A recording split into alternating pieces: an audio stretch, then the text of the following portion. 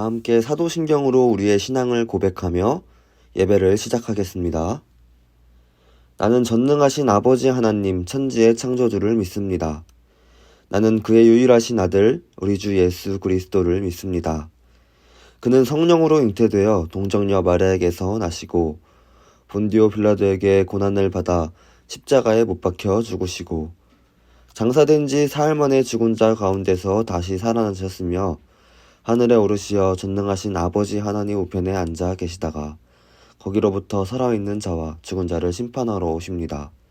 나는 성령을 믿으며 거룩한 공교회와 성도의 교제와 죄를 용서받는 것과 몸의 부활과 영생을 믿습니다. 아멘.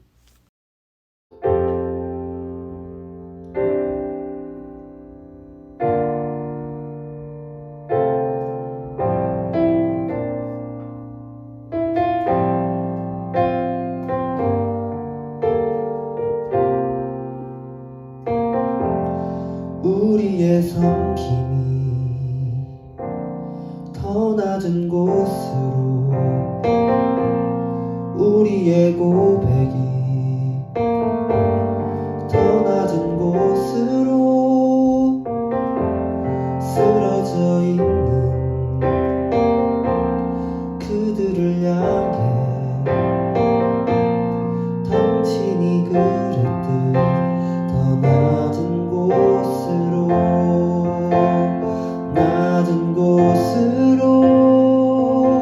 우릴 초대하네. 함께 하자고 말씀하시네. 우리도 예수 그 길을 따라 함께 가길 원하네.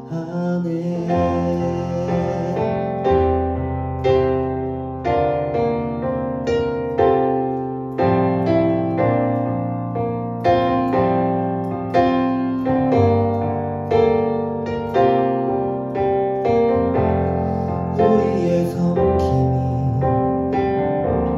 더 낮은 곳으로 우리의 고백이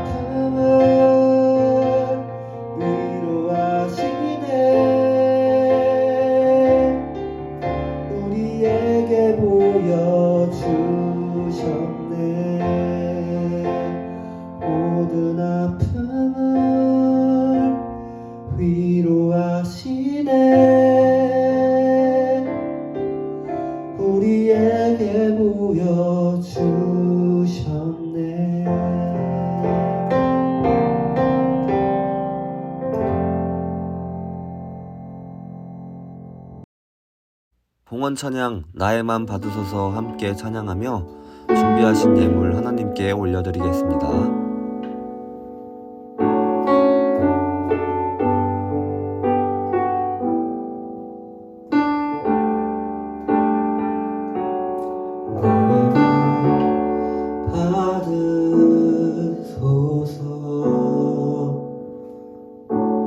오셔서 주님의 저소 삼으소서. 나의 전부이신 주연의 마음을 받아주소서.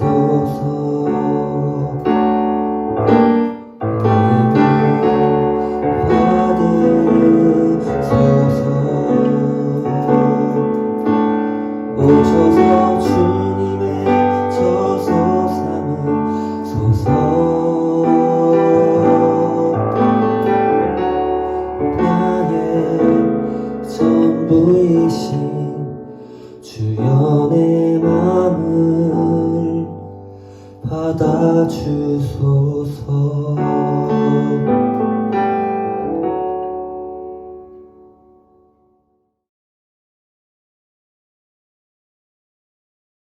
오늘 예배를 위해서 우리 함께 기도하겠습니다. 사랑이 많으신 하나님 감사합니다. 오늘 비록 교회에 와서 예배 드리지는 못하지만 이렇게 영상으로나마 예배 드릴 수 있도록 인도해 주시니 참 감사합니다. 주님, 우리 주변에 영상에 집중하지 못하도록 하는 많은 것들이 있습니다. 그런 것들을 주님께서 다 해결해 주시고 우리의 마음과 생각을 하나님께로 집중하여 온전히 예배 드릴 수 있도록 주님 인도하여 주세요. 또 주님께 올려드리는 예물들이 있습니다. 주님 기쁘게 받아주시고 이 예물들이 사용되는 곳마다 하나님의 사랑이 가득 나타날 수 있도록 주님 축복하여 주세요. 사랑이 많으신 예수님의 이름으로 기도드렸습니다. 아멘. 오늘 우리에게 주시는 하나님 말씀은 마가복음 1장 4절 말씀입니다. 함께 읽겠습니다. 세례 요한이 광야에 이르러 죄사함을 받게 하는 회개의 세례를 전파하니. 아멘.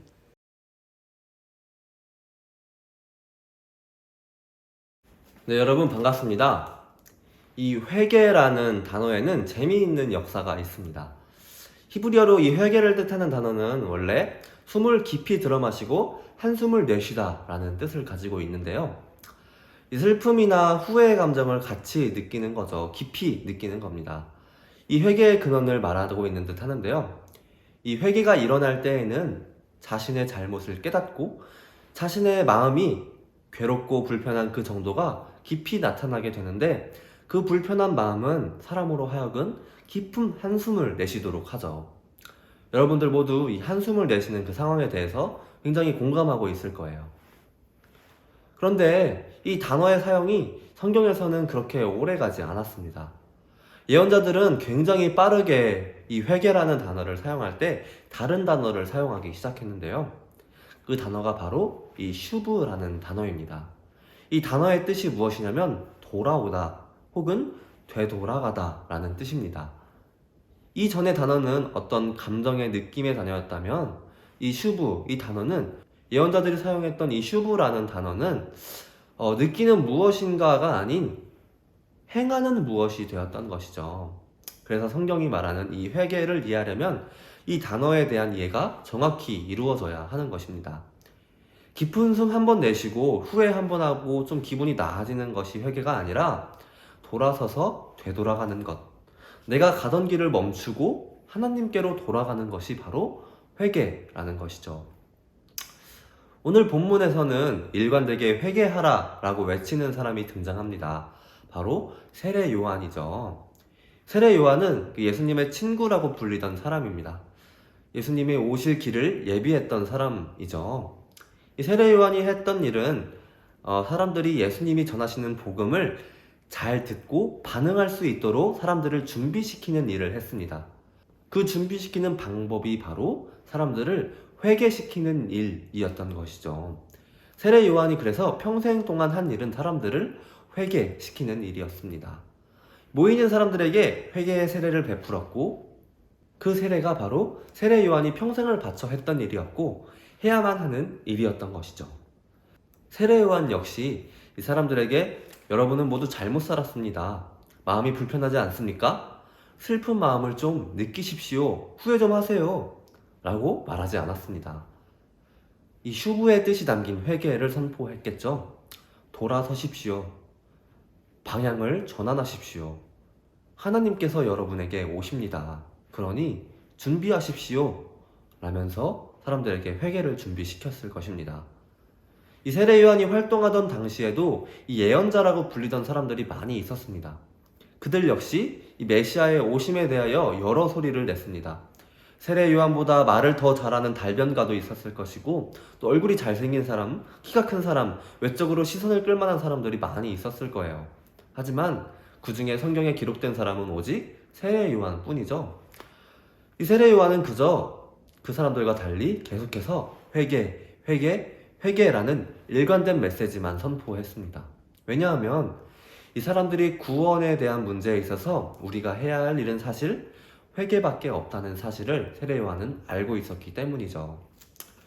구원은 사실 이미 우리에게 약속되어 있는 하나님의 선물이지만 그 선물을 받기 위해서는 우리가 하나님께로 돌아가야 한다는 것이죠. 그러니 간단하지만 이 어려운 이 사실을 알고 있는 이 세례 요한은 우리에게 계속해서 회개하라라고 말할 수밖에 없는 것입니다. 그런데 이 회개에는 굉장히 중요한 요소가 한 가지 더 있습니다. 이 회개에는 사실 어떤 즐거운 기대 같은 것이 있다는 사실인데요. 여러분 혹시 이 세례 요한을 떠올리면 어떤 이미지가 떠오르시나요? 광야에서 메뚜기와 석청을 먹고 살아가면서 또 어딘가 지저분한 이미지에 항상 회개하라라며 인상을 쓰고 분노해 있는 듯한 모습을 떠올리고는 할 거예요. 가끔 영화에서 등장하는 이 종말을 믿고 있는 재미있는 캐릭터들을 생각해보면 우스꽝스러운 복장에 어딘지 모르게 항상 화가 나 있는 모습이죠. 회개하지 않으면 심판당할 것입니다 라면서 외치고 다니고는 합니다. 사실 이 대중적으로 회개라는 단어는 조금 부정적인 느낌이 강한 것은 사실이에요. 그런데 이 성경에서 말하는 이 회개는 절대 부정적이지 않습니다. 오히려 굉장히 희망적이라고 할 수 있는데요. 왜냐하면 이 요한이 회개를 말할 때 바로 용서를 말했기 때문입니다. 즉 요한이 전했던 이 회개의 메시지는 우리의 죄에 대해 용서받을 준비를 하라는 것이었습니다. 하나님께서 이미 작정하신 우리를 향한 그 용서를 하나님께서 행하실 수 있도록 우리의 마음을 돌이켜서 준비하라라는 것이었죠. 그래서 사실 이 요한이 선포했던 회개는 너희 지금 당장 돌이켜라 와 같은 그런 호통과 분노의 어조가 아니라 하나님이 우리를 용서하십니다. 용서하신답니다. 그러니 지금 돌이키십시오 와 같은 기대감, 즐거움, 행복감으로 가득 찬 기쁨의 어조였겠죠. 요한에 대한 이미지가 조금 재평가되는 느낌이 있나요? 요즘 휴가철이 다가오고 있죠. 여름 휴가 계획은 다들 세우셨는지 모르겠어요. 저는 가족이랑 거제도에 다녀오기로 했습니다.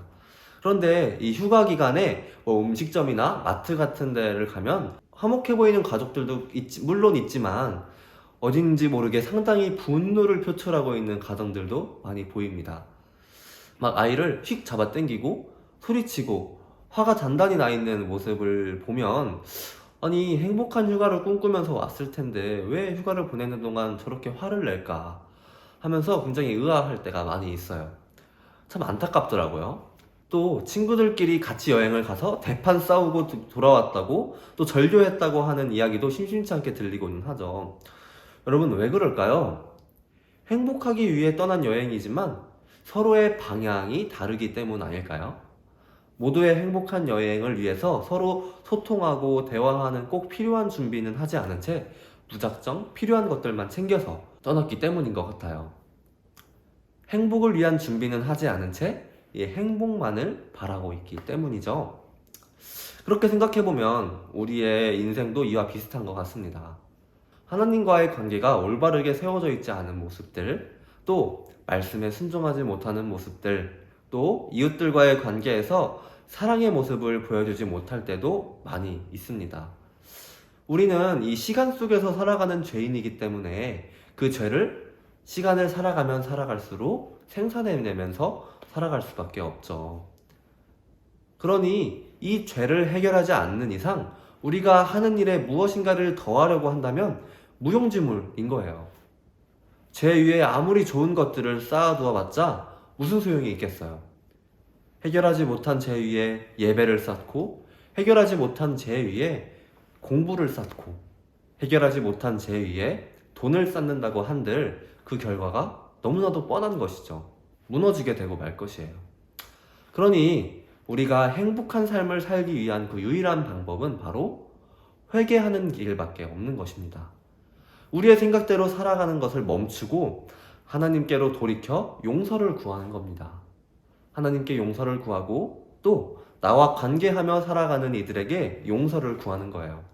하나님께서는 우리에게 회개하라 말씀하신과 동시에 용서라는 선물을 준비하고 계시는 분이신 거죠. 우리가 우리 삶을 돌이켜볼 때 처음에 말했던 그 회개의 의미, 마음에 그 불편함이 생기는 이유는 바로 용서를 구하고 있지 않기 때문입니다. 우리의 삶의 근본적인 문제로 돌아가 그것을 해결하기보다는 그냥 무작정 기뻐하고 기쁨을 나누려 하기 때문에 그 불편함의 증상이 나타나는 것이죠. 그러나 그 불편함은 나쁜 것이 아닙니다. 우리에게 잘못 행동하고 있음을 알려주시는 것이니까요. 그러니 그 불편함이 마음에 생길 때 우리가 해야 할 일이 무엇일까요? 바로 하나님께 용서를 구하고 또 내가 잘못한 사람에게 용서를 구하는 거예요. 그 안에서 하나님의 사랑을 찾고 하나님의 사랑을 배우며 살아가는 겁니다. 이번 한 주도 오늘 말씀 기억하며 살아갈 때에 내 마음에 불편함이 있는 것들, 내 마음에 불편함이 오는 것들을 잘 살펴보시고 그때 하나님께로 내 마음을 돌이켜서 용서를 구하고 또 나와 관계하는 이들에게 용서를 구하는 그 용기를 가지고 살아가는 저와 여러분이 되기를 간절히 소망합니다. 아멘.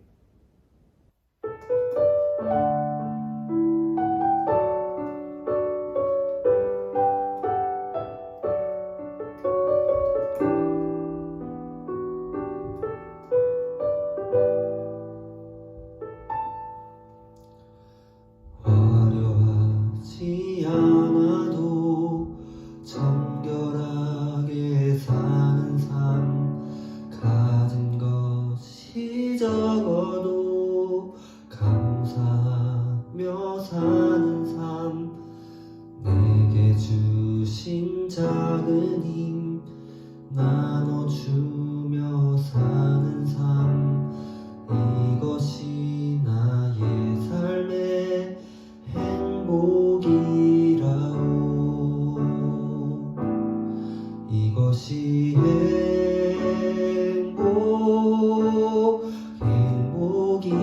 행복이라오.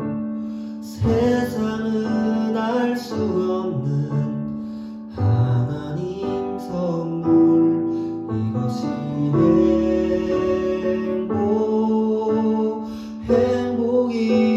행복이라오. 하나님의 자녀로 살아가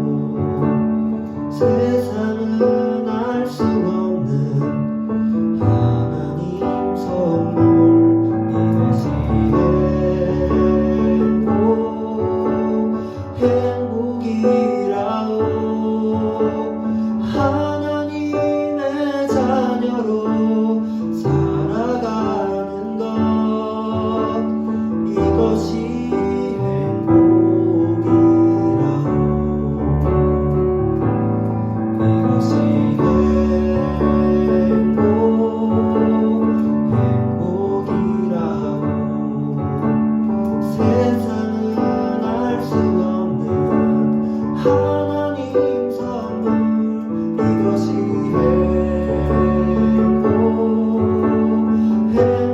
행복이라오 하나님의 자녀로 살아가는 것 이것이 행복이라오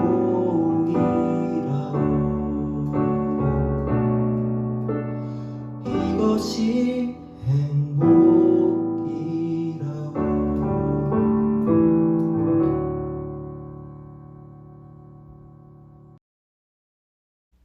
주님 가르쳐 주신 기도로 오늘 예배를 마치겠습니다. 하늘에 계신 우리 아버지여, 이름이 거룩히 여김을 받으시오며, 나라가 임하시오며, 뜻이 하늘에서 이루어진 것 같이 땅에서도 이루어지이다.